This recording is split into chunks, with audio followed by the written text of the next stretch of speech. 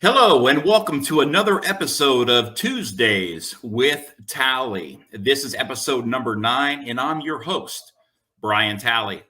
The mission and the goal of this podcast is to bring an engaging conversation that will add value to the lives of everyday people.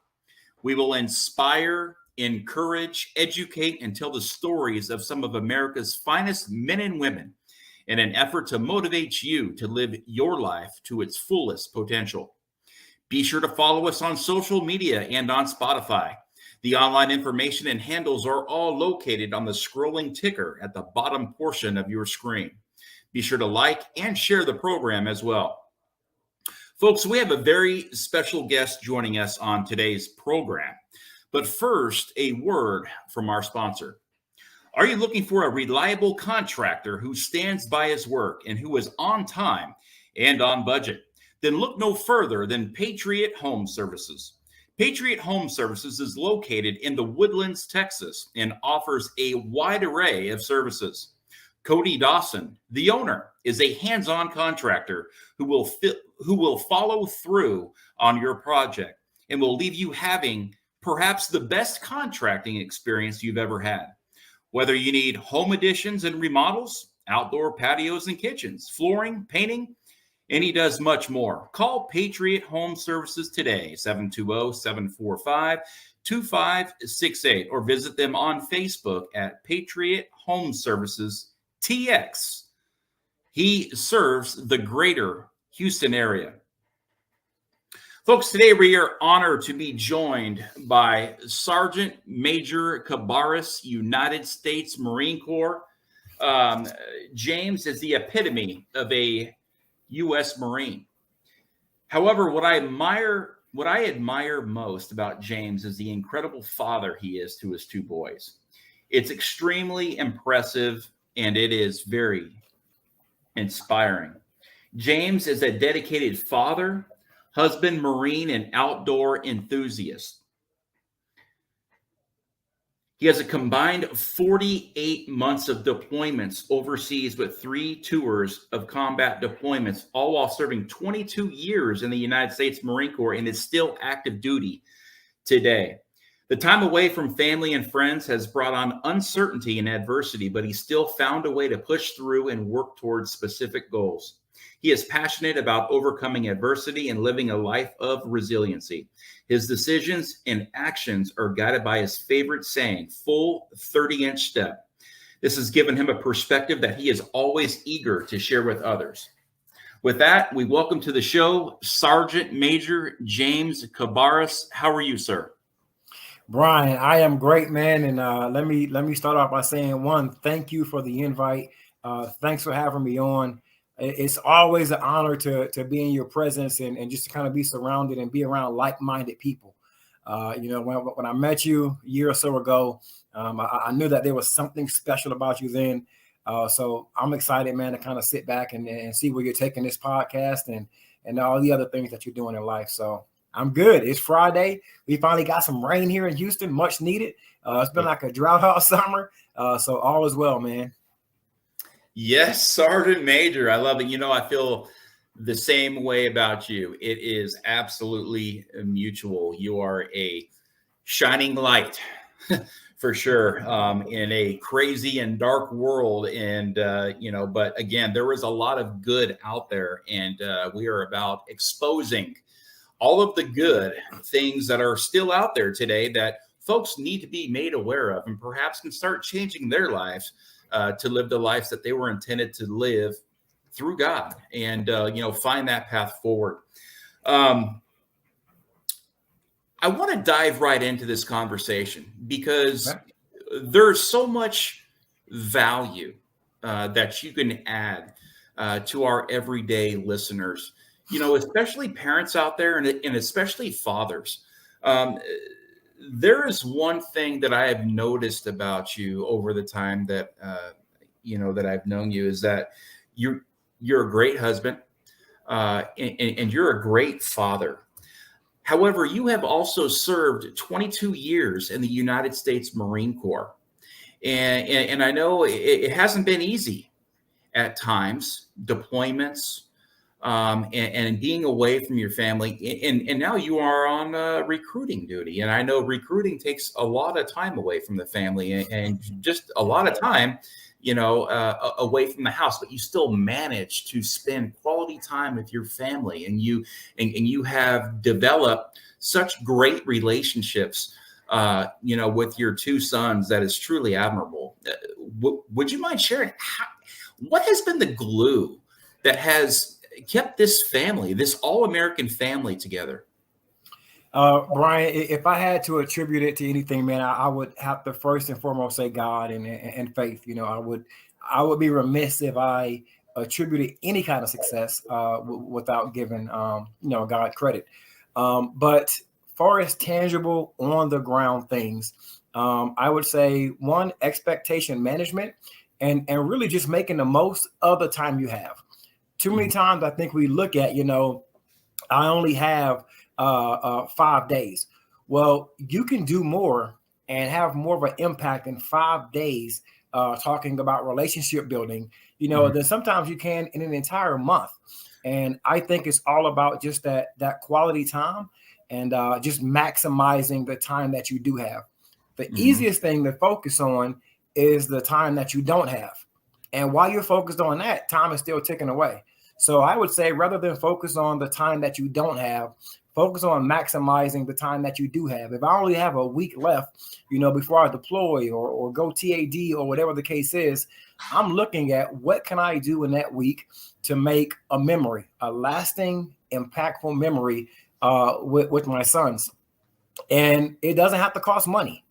It costs time. So there's always a cost, but it could be no monetary anything like that involved in it. And it's just simply spending time together. Like, whatever time I got, I'm going to make the most of that. And I really, really have seen great success in a relationship that I've had with my kids when it comes to that. They're just making the most of the time that you do have. Sergeant Major, we live in our American society. The majority of Americans live paycheck to paycheck. They work 40, 50, 60 hours a week. They get home, they're tired. They have no energy. They have no stamina left. What advice could you give out there today to those parents that perhaps may be feeling like that? And, like that song, The Cat in the Cradle. Every time I hear that song, it brings a tear to my eyes. And that song, it serves as a reminder to me to go and grab that glove and to play catch with my kids, or to do some artwork with my daughter, or whatever it may be, sushi with my other daughter, to spend time with the family, right? And the wife as well. And like I said, people are working, they get home, they're tired, they don't have the energy. All they want to do is relax, go to the room, watch TV, and then they do it all the next day. It's Groundhog Day every day. But they're doing that to provide. However, a lot of folks may realize that they are not dedicating the most important thing, and that's serving their children and giving them the attention that they need as well. What kind of advice can you give parents out there? I would say we have to understand and realize that, like, endurance, right? The ability to endure is greatly a part of our lives, regardless of what we're talking about. Endurance and perseverance. So I have to really have a reserve tank of energy that is non-negotiable. I have to set this amount of energy aside. So when I get home, I still have something else to give. And that non-negotiable reserve energy has to be guarded like Fort Knox. I can never allow anybody to penetrate and take that away from me. It's like if I had a huge truck and I had a full, 2 gas tanks on it. Hey, I love the Marine Corps. I am passionate about the Marine Corps, and I will let the Marine Corps, and it has, dump and empty one of those tanks all day and twice on Sunday. But that reserve tank of energy, nobody, and I mean nobody, is allowed to penetrate that, because that is for my kids. That's for my kids. And here's the crazy thing about it. that reserve tank, you're only going to have that tank for about 18 years. Because, the average young man or young woman, after the course of 18 years, they're going to want to leave the nest, fly off, and go live their own life. So for 18 years, reserve that. Do not allow any job, anything in the world to encroach upon that. Another good thing I would say, Brian, is doing things together. Everybody has to have an outlet. I think the reason people don't have this reserve energy is because they're so tapped out and they're so stressed because all they know is work and home and work and home. Mm-hmm. And there's no work-life balance. I tell my recruiters this all the time. I said, let's say, your woosah moment, the thing that relaxes you. Let's say it's going to the gym. And let's say that you go to the gym 2 hours a day, 5 days a week. So you're spending 10 hours in the gym and you're working out, doing whatever kind of workout that it is that you like to do. Well, common math, right, tells me that if I stop working out, then now I got 10 extra hours to dedicate to work. So I should, in turn, be better at work, be more effective, be proficient. But that's not how it works. Because working out, what it really does for me is it balances with me. It allows me to have balance. With that balance, now I'm able to take that reserve energy and go throw the ball, go throw the football, take the kids fishing without snapping and coming unhinged when they make a mistake. So I would say have that reserve set of energy that you never, ever allow anyone to take. That has to be protected at all costs. And then with that, find something that balances you. For me, it's outdoors. Like you said earlier, I am an outdoor enthusiast. I can go fishing all day and not catch a single dang on fish. But just the act of fishing, it balances me and it will reset my clock. It'll reset my clock and allow me to be even keel. Great advice, guys, from a leader. One of America's finest, really. This man is a leader. He's a father. He's a husband. And one hell of a Marine. The non-negotiable energy and time, reserve energy. I learned that today, and I've written that down, and I'm going to start living by that as well. And that's some great advice for anybody out there. Whether you're a mother, a father, an aunt, an uncle, a brother, or a sister, we need to dedicate time for the folks that mean the most to us in this life. And those are remarkable words there that you have shared with us. And this is why you are successful, in everything that you have ever done. You are just, again, you are the epitome of a great American, of a great person. You have acquired, and again, this next question here, that I have for you, it may just even answer itself. You have acquired a great deal of wisdom and knowledge over the years. And, with just your service in the Marine Corps alone, is there any of that you could share with us? Or is there anything, a saying or anything like that really jumps out at you that you'd like to share? So I like the full 30-inch step. And the reason I say that is, for anyone that is not familiar with military customs and courtesies and drill movements, when we take a step, we teach people that are marching to take a full 30-inch step. That signifies that you are all in 100%, not being skittish, not being tentative, not being withdrawn. You're all in. And I think that's what more people need to do is I think Nike said it best, right? Just do it. Start today. Yeah. If you continue to wait until you've acquired everything you need to start something, that season of your life, it may pass. If you decided today, hey, you know what? I want to start a podcast. Start a podcast. Yeah. Get online, look at the information. I tell folks, Brian, that education costs money. We all know that. It's not free, but knowledge is free. Education costs money, but knowledge is free. There is a YouTube video for just about anything you can imagine that you want to do. I also like to tell folks, brother, that there are very few completely original ideas that we're going to have. there's a high chance that anything we want to start or do, somebody else has already done it. Somebody has done it with a great deal of success, and somebody has done it and it has been a catastrophic failure. You need to talk to both of those people, because somebody got it right, somebody got it wrong. Like, it's like having the answers to the test. The answers to the test on whatever you want to do, whether we're talking about business, you want to be an entrepreneur, you want to start a podcast, you want to, be the world's strongest man, whatever it is, somebody has done it good and somebody hasn't. So meet those people, network with those people, talk to those people, engage with those people. And what you're doing is you're learning and creating your own blueprint. History, right? His story. I'm learning the lessons of other people. Not to get super biblical, but the Bible does say that there is nothing new underneath the sun. Like, these lessons have already been learned. I just need to find out who has the answers to the test. So, and I'm gonna go read the books. I'm gonna talk to the people. I'm gonna find out what are the answers to the test. Spoken like a true Marine.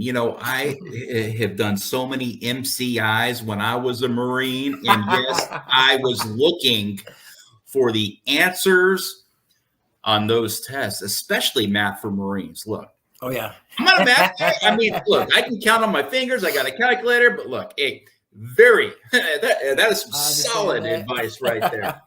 And again, that's why you got to love the Sergeant Major. I mean, the Sergeant Major, ain't nobody like you, buddy. And you're exactly right about people. If you want to do something, do it. Okay. And what I see a lot out there, a lot of people reach out to me for advice. A lot of people reach out to me on a lot of things. And what I see out there is a problem that a lot of people have, they are fearful of what may go wrong. They tend to over evaluate things, and they also tend to overthink things. The way I do it is, if I think it, I do it. Period. When I was going through the hardship in the VA, I saw a major hole in the system. And instead of sitting back and complaining about it, I drafted a solution and changed it. I did it. I just did it. I didn't have any formal training. I just did it.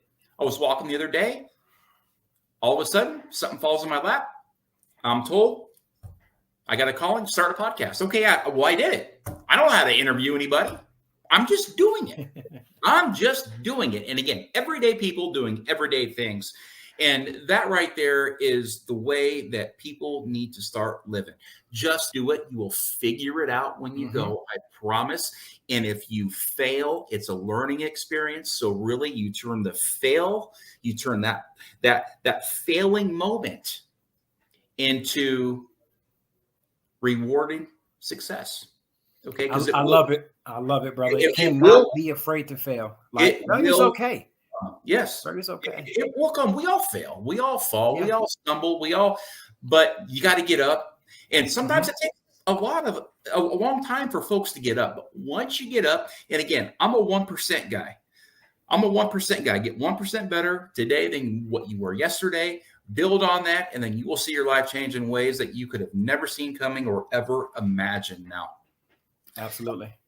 We may get a little personal here, but again, you could share with me whatever you want, sir. But last night I was thinking, I said, you know what? There's not too many times that you could actually sit down with a active duty sergeant major in the United States Marine Corps with a resume such as yours. And I was just thinking, I was like, I wonder what the most rewarding experience that Sergeant Major James Cabarrus had in the Marine Corps. I mean, 22 years of service. And I'm just curious, what is your most rewarding experience? That is a little hard to quantify. When you said that, like, there are a ton of memories that come to mind. I would say definitely up there. kind of happens now, so more than ever. And maybe it's not a one-time defined moment, but it's people, it's former Marines, it's Marine veterans that have transitioned outside of the Marine Corps. And it's getting messages back from them because, while you're going through it and like you said, just doing it and doing a thing, there's still a little bit of uncertainty in that. Like, I don't know, did I get it right? Did I get it wrong? And sometimes, may call it ego, whatever. We don't always go back and ask people, hey, am I a good leader? How did I do on your watch when I was supervising you, when I was leading you? So come full circle, it could be 5, 10, 15 years later, just to get a random Facebook message that says, hey, Sergeant Major, I just want to thank you for this time. I got a message last week, and the gentleman, the former Devil Dog, told me, he said, I felt like everybody in the company had given up on me after I made a mistake. He said, but you gave me a second chance, a clean sheet of paper once I was punished, and you never held it against me. And he told me that did more for him in his life in that moment than I could ever imagine. And the situation that he was recalling was 10 years ago. It was 10 years ago. So a decade later, it felt really, really good to get that confirmation that I did something right back there. Now, I didn't do everything right. I have probably more failures than I do have successes.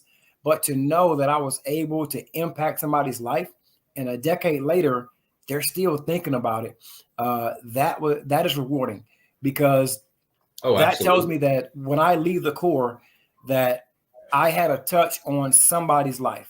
I can't quantify it. I don't know a number, but I've touched somebody's life in a positive way, to the point that it's impacting them in a positive manner 10 years later.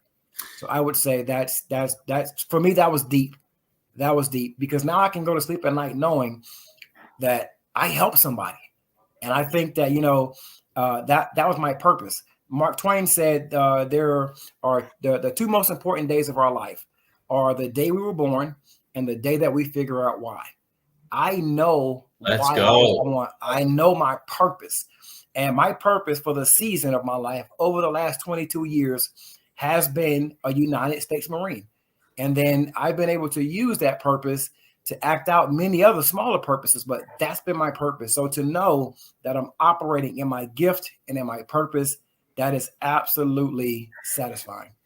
Folks, we are joined today by a good friend of mine, a dear friend, Sergeant Major James Cabarrus, United States Marine Corps. There you guys have it. The most rewarding moments he's had in the Marine Corps is getting those calls of former Marines reaching out and saying, man, thank you. You were a life coach to me, a mentor. And folks got to understand, a lot of Marines go in the Marine Corps without a family structure.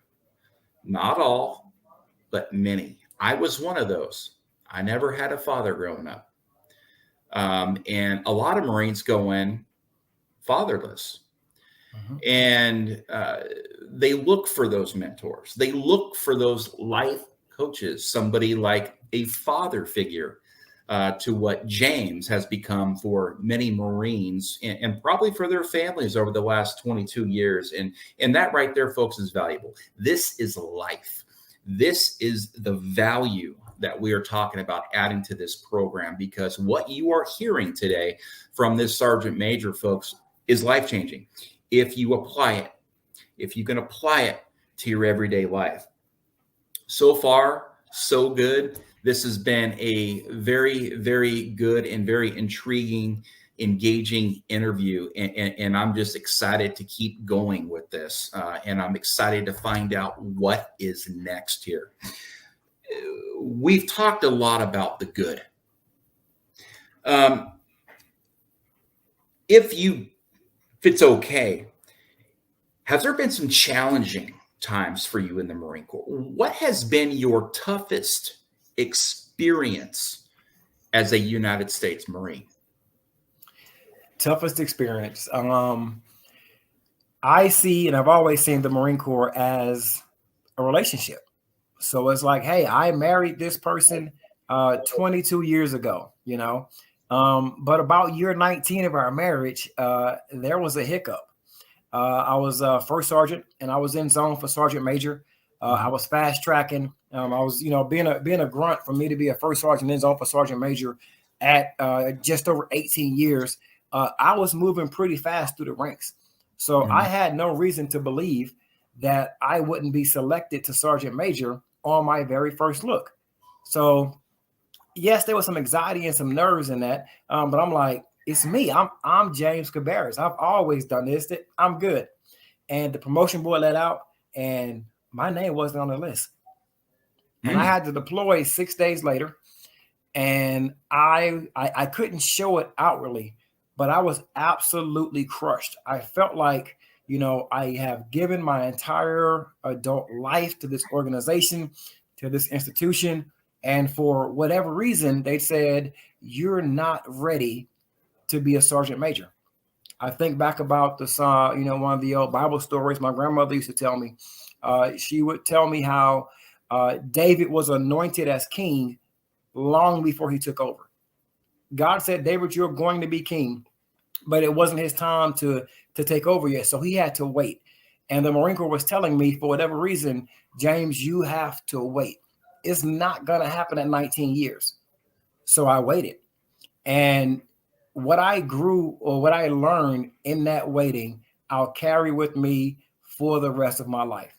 And those lessons involved, failure is okay. It's okay. There's nothing wrong with failing, but the true lesson is what you do on the back end of failure.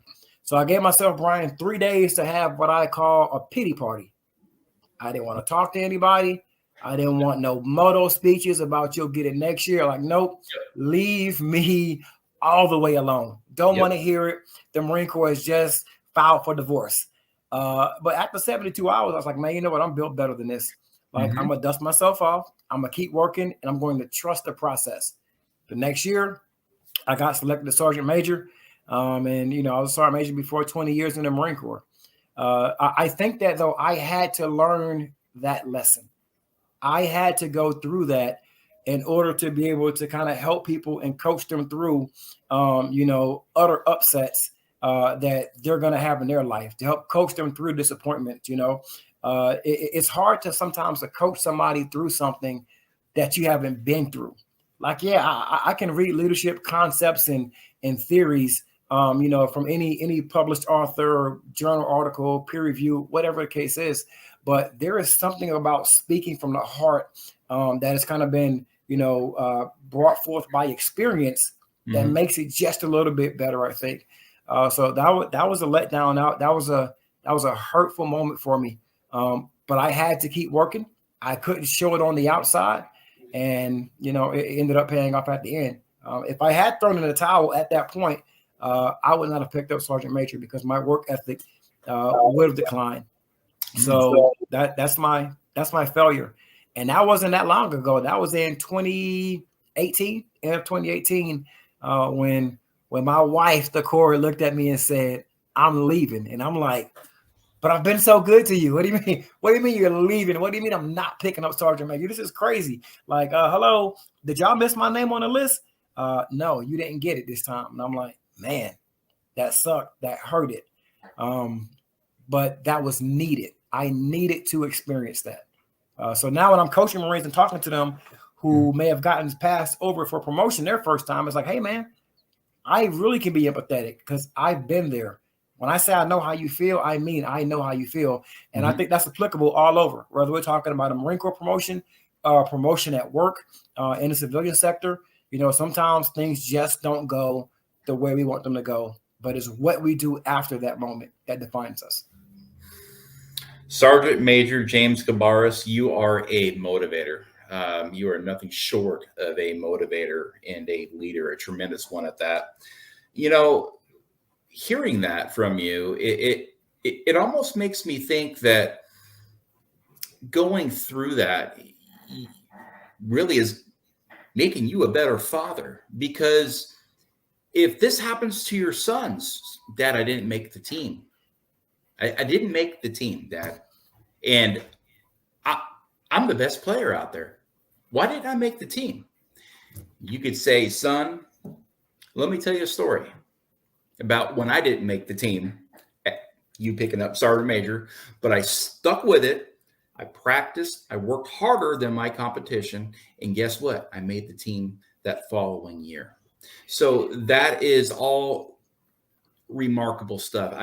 By far, folks, this podcast is going to be the most educational podcast to date. I'm not a heavy hitter though yet. I've only got 9 podcasts under my belt, but right now I'm going to rank this as number 1 for the most educational podcast that we have heard yet, folks. This is some great information here being shared to us by a man that is full of knowledge, on all ends of the spectrum. Now, you are retiring soon. And, 22 years in the United States Marine Corps, that is more than probably half of your life. That's all you know right now is the United States Marine Corps. You probably went in as a kid. Mm-hmm. And you are looking to transition to life after the Marine Corps. And I could just imagine after serving that long, there has got to be some sort of a transition that will take place that may hurt, or it may just be seamless, and you're going to go from being successful here and then just go right into it again. What does life look like for James Cabarrus coming up here in this next year as you begin the next chapter of your life? So I think, Brian, I talked earlier about, reading the book, looking at what others have said. I've talked to numerous retirees, and I've come to the conclusion that I won't have a problem finding a job. I may have a problem starting off finding a job that I deem as purposeful and that doesn't feel like work to me. I've always believed that if you love what you do, you don't work a day in your life. And that's what I've been doing for 22 years. So for me, if I had to define it right now, I would say it looks like me in the role of, either in a human resources role, a project management role, or a program manager role. Specifically the last two, because those roles, they give me the chance to do what I really love to do, and that's engage with people. And that's to help people become better versions of themselves while, chasing a tangible goal. Like, hey, look, we have a timeline and we have a deadline we have to meet. Let's come together. Let's put our brains together and let's absolutely crush it. And let's meet and exceed expectations. And then let's move on to the next goal. So I see that in my future. As long as whatever I'm doing, in this next chapter, if it gives me purpose and fulfills me, then I'm going to be happy. I don't plan out. Yes, of course, we all want to make a bunch of money, right? I don't plan on chasing a dollar amount. I plan on chasing purpose, because if I chase purpose, when I believe the money will come, I believe I'll live longer because I'm happier and I'm doing what I was, designed to do. If I look at, I guess, an analogy of a motorcycle or a street bike, right? They weren't really designed to travel on loose gravel roads. You can take that bike and go on a loose gravel road.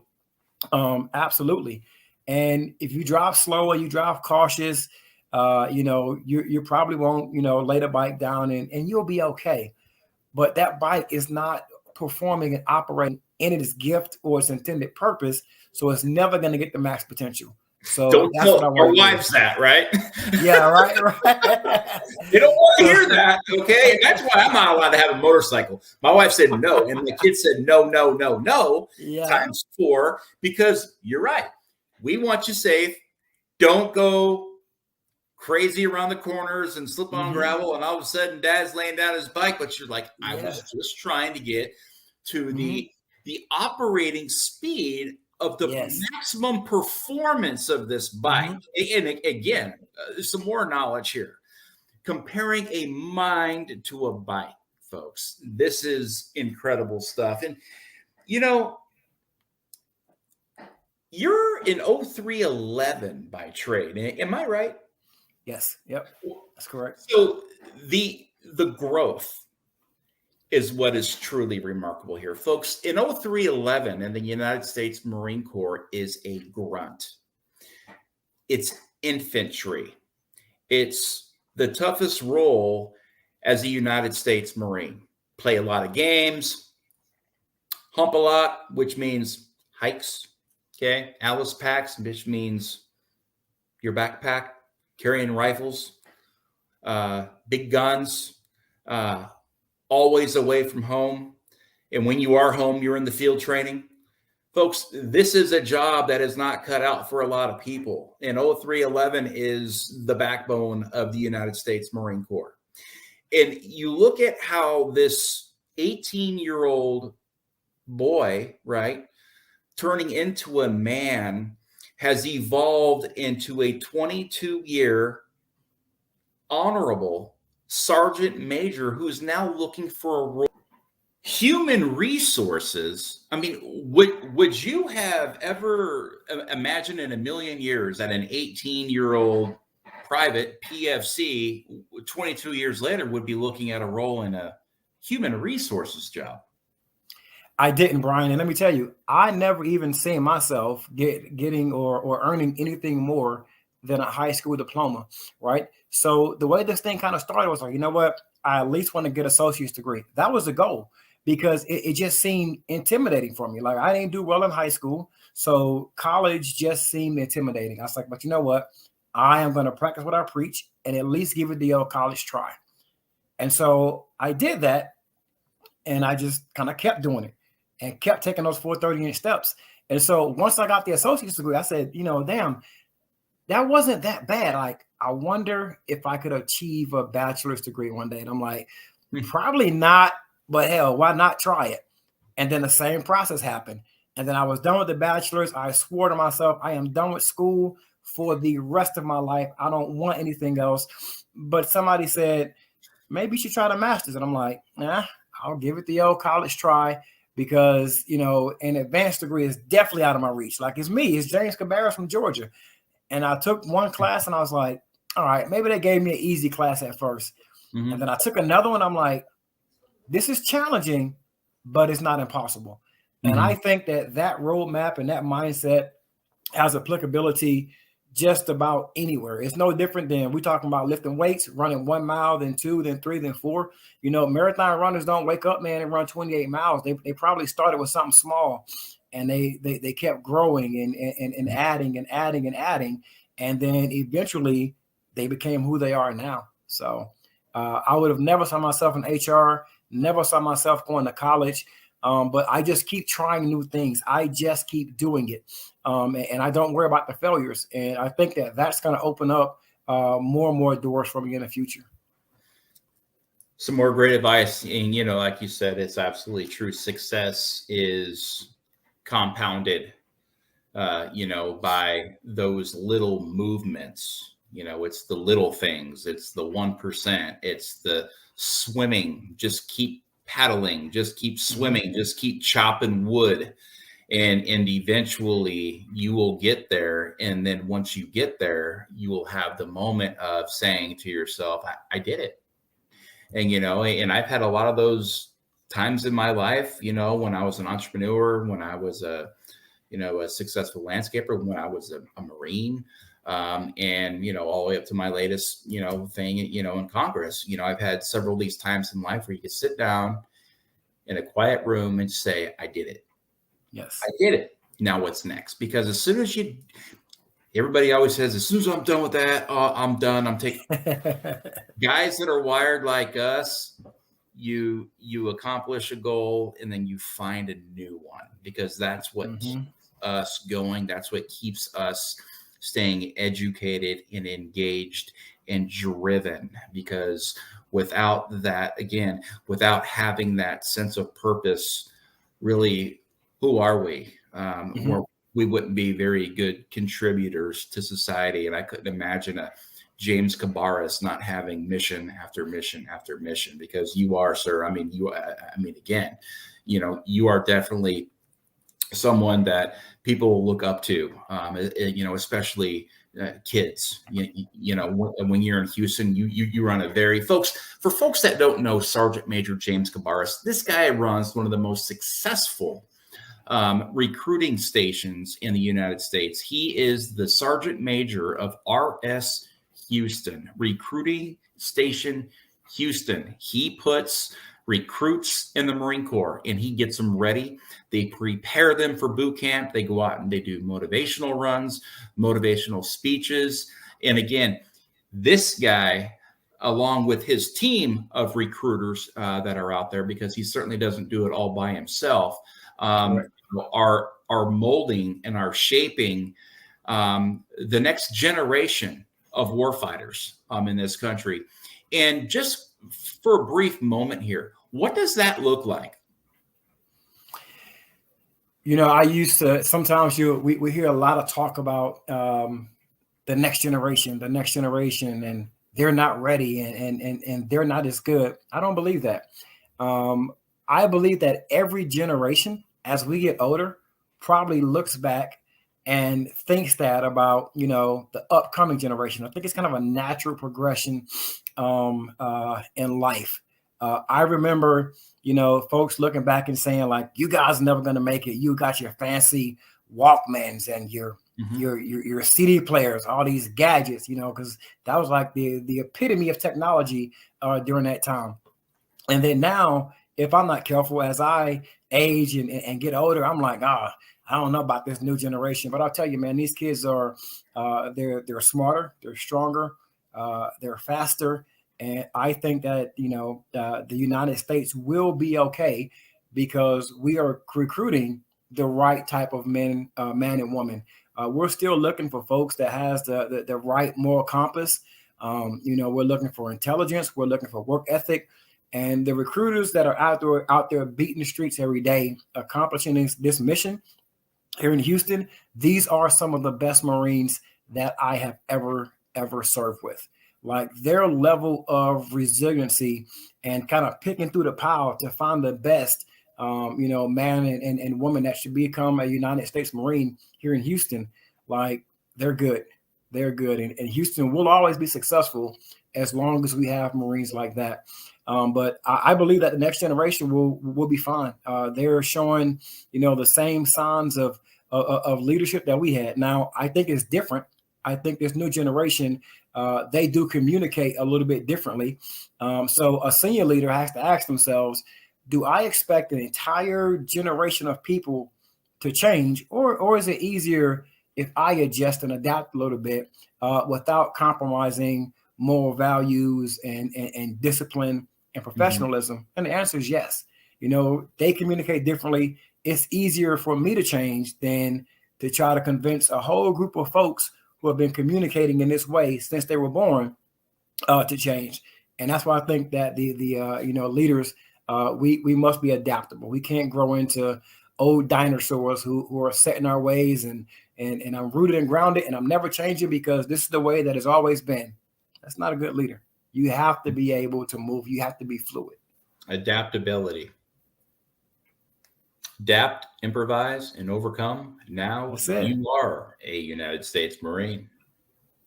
Yeah, you're exactly right. When I was in boot camp, I was called nasty. I was called everything under the sun. You guys are weak bodies. You are nasty, disgusting. You're filthy. You are a recruit. You guys, this generation is weak. You're soft. Well, guess what? Now that I'm out, everybody always looks back at the generation I was in. They all say, man, those were some hard Marines right there. you know what I mean? So it's my generation. We look back and we say, man, those Vietnam veterans were, wow. They've been through a lot. And then we say, man, World War II, that's the greatest generation that ever lived. I'm talking right off the boat. storming the beaches and literally taking bullets Mm-hmm. as they were running toward the fire. And you've hit the nail. I mean, right on the head with everything here. Have you ever thought about just becoming a public speaker? I mean, I can really see you being a very influential leader in this country, in a time where a lot of our America's cities are struggling to find leaders. You look at crime rates across the country, they're out of control. Mm-hmm. And it's going to take real leadership, not some bureaucratic elected official that says what I think is right for this community. It takes boots on the ground. It takes folks like James Cabarrus to go in there to make some good real changes. Have you ever thought about holding workshops or seminars and some of the most heavily hit cities where maybe a lot of these young men and women need some direction in their life, and they need to find that full 30-inch step? I absolutely have, Brian. If I had to pick a perfect job for myself, it would be me in a entrepreneurial space. And that is exactly what I'm doing. I'm going out and I'm me and my team, and we're changing lives through seminars and workshops and finding young men and women who may not have that strong father figure, in their home, and guiding them and leading them and mentoring them and just simply introducing them to a new way of life. Many folks call it an anti-drug. It's like, boredom. My grandmother used to always say that the idle mind is a devil's workshop. I think a lot of young men and women, they don't have anything to do. They don't know that there is better. When you wake up every day and you're surrounded by chaos becomes normal, and it becomes a natural part of your environment. You get used to living in chaos. But there is no one to come in and show you that, hey, there is a better way. You are worth something. You can succeed. You can accomplish way more than you ever thought. And I think eventually I'll find myself in that space. But I would absolutely love to talk to, young men and women, about their future, the way ahead. And even if it's not the Marine Corps, those same ideals and principles that we stand firm on as Marines, those are applicable to everybody, just to be a good human. So. Yeah, that's right. Folks, James Cabarrus is soon to be a free agent, and he will sign with the right people. He will sign with the right company, or he may not sign at all and say, you know what, I'm going to write my own ship, and I am going to go out on my own as an entrepreneur, and I am going to change lives one speech at a time, if you will, or one seminar at a time. Folks, if you want to connect with James Cabarrus, you could find him on LinkedIn. That is the best way to send him messages. If you're a recruiter out there looking for somebody that may fill, a hole at your office, avoiding your workplace with somebody with the knowledge and the expertise of James Cabarrus, please reach out to him today on LinkedIn.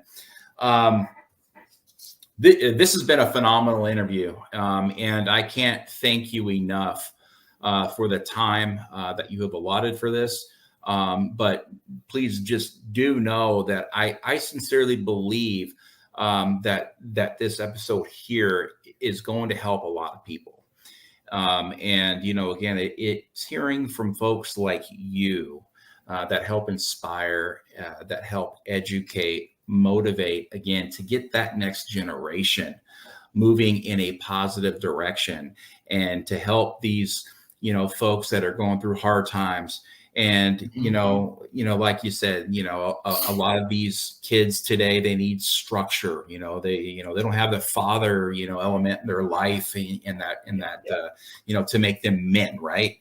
And, but it takes having a good home, and then that will spread to your town and your city. And then you get your county all together, and then the county starts to do good things, and then the state does great things. And before you know it, your country is back on track. Things are going well. People are happy. And, we're all living a life of productivity. And, really at the end of the day, just being a contributor to society. And so, folks, that is the most important thing here. I think that we have learned today is how you can become a contributor, in this world, and help make a difference out there. Any closing remarks, Sergeant Major? Brian, just want to thank you again, man, for having me on. I sincerely appreciate it. Can't thank you enough, for allowing me and to come on your platform, and just share a few words. So thank you for that.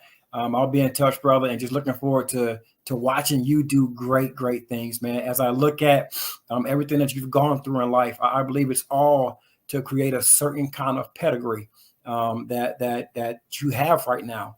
And that pedigree is what is going to be needed for your next mission and your next assignment. All this stuff is in sync. It's like a well-meshed puzzle. So I'm excited to see. You're giving me goosebumps, Sergeant Major. Incredible. I mean, I mean, golly, I'm ready to go do a PFT right now. Right. Rah! I can't jump, but I could probably dunk a basketball right now. Oh, yeah. Oh, you motivate me. All right, folks. Well, there you have it. Sergeant Major James Cabarrus, one of the few, one of the proud, yes, a Marine. For Tuesdays with Tally, this is Brian Tally. Semper Fi, and God bless.